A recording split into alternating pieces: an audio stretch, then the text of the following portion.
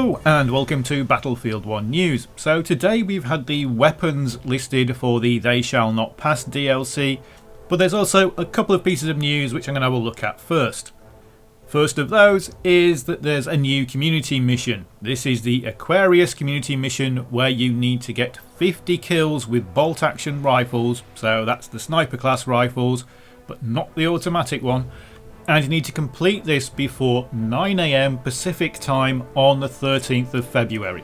So get 50 kills with sniper rifles and you'll get the Aquarius Zodiac dog tag. The next piece of news is that there is a special offer on. If you buy the premium pass at the moment, then they will upgrade your standard version of Battlefield 1 to Battlefield 1 Deluxe. The Deluxe version adds the Red Baron pack, the Lawrence of Arabia pack. You get 3 vehicle skins and 5 battle packs. So if you are thinking of buying premium to get all the DLCs, then now is the time to do it, because if you've got the standard version of Battlefield, you'll be upgraded to the Deluxe version.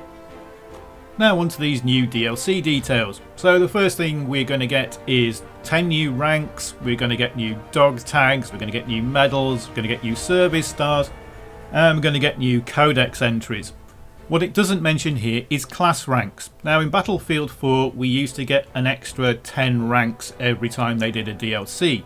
But if they were going to be doing the weapon unlock through the class ranks, you'd have thought they'd have mentioned that there's going to be an increase in the class ranks as well. So maybe we are going to get proper unlocks for these new weapons.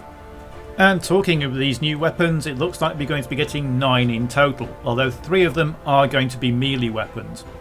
So let's start with the first gun on their list, the Ribeye Roll 1918. Now this isn't a very good description of a gun, because Ribeye Roll released 3 different guns in 1918 which were all automatics. However, when you look at the other guns on the list, this is the one that fits the bill. It's a prototype SMG. And it's very similar in design to the LMG that we're going to look at later by Shoshat, because they all work together. The other guns that could technically meet the description of Ribeye Roll 1918 are this, which is described as the Ribeye Roll automatic pistol, and the Ribeye Roll automatic carbine. I guess it could technically be the carbine, but I think it's more likely to be this version, which is described as the Ribeye Roll 1918, because of course the term SMG didn't exist then. Next up we have the RSC 1917, which is a semi-automatic rifle.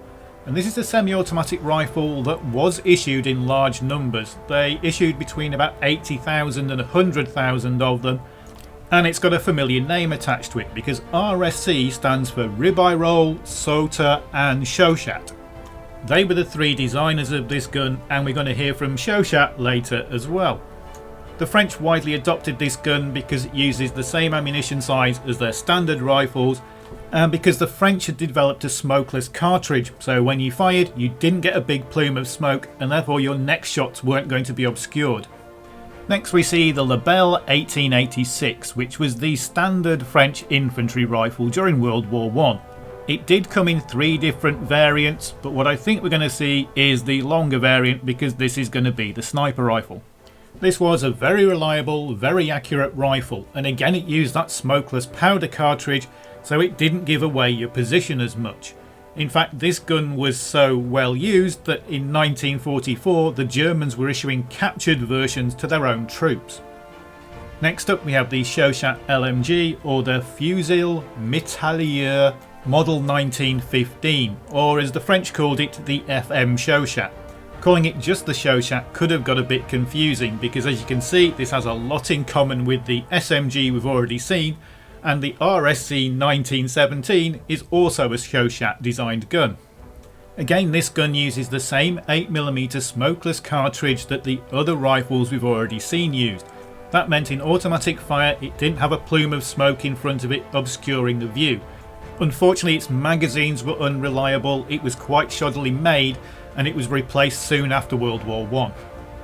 Next up we have a semi-automatic shotgun, which, if my pronunciation is right, is the Hogren. It was designed by a Swede and it was manufactured in Sweden and Denmark. That's why my pronunciation is a bit bad. But this was quite a revolutionary design at the time, because instead of large parts of the internals moving around, the back of the block moves backwards and forwards with the recoil to reload it, almost like a semi-automatic pistol. But it wouldn't be until about 30 years later when Bernelli shotguns picked up this design and re-ran with it. Next we have the MLE 1903 Extended. Now what you're seeing on screen is the standard pistol that we already have for the medic class in the game.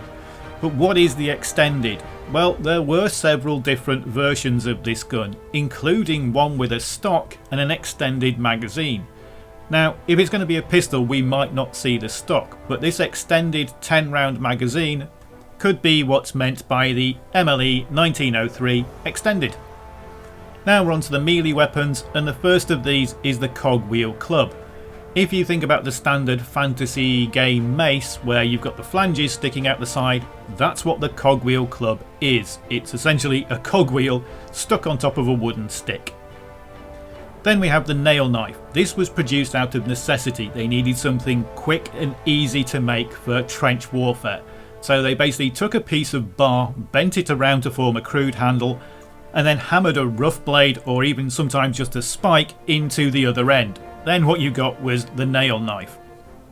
There is one more weapon, which is the trench fleur or trench flower, which I can't find at all. Every time I try researching trench fleur or trench flower, all I get is trench art. So I'm not sure what this weapon is, so I can't tell you. But those are the weapons we can expect in the They Shall Not Pass DLC. And that's it for this episode of Battlefield 1 News. Don't forget you've got the Aquarius community mission where you need to get 50 bolt action kills before the 13th. And also if you want to get premium, then you're going to get upgraded to Deluxe if you only have the standard edition of Battlefield 1. Thanks for watching.